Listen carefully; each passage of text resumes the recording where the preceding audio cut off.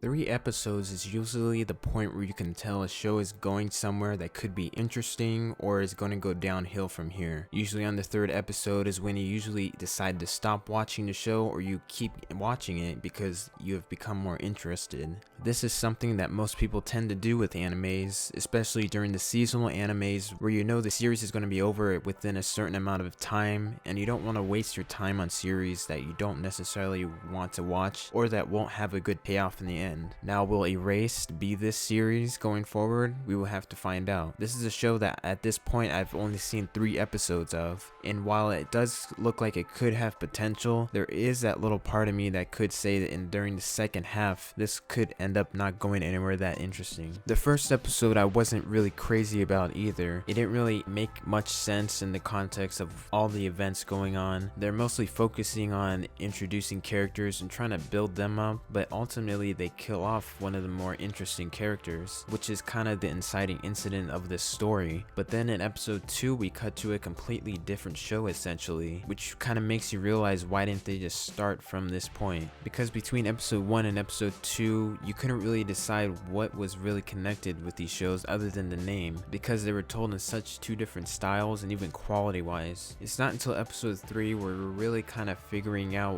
what the series is going to be doing. Now, will Erase be the anime of the season? Probably.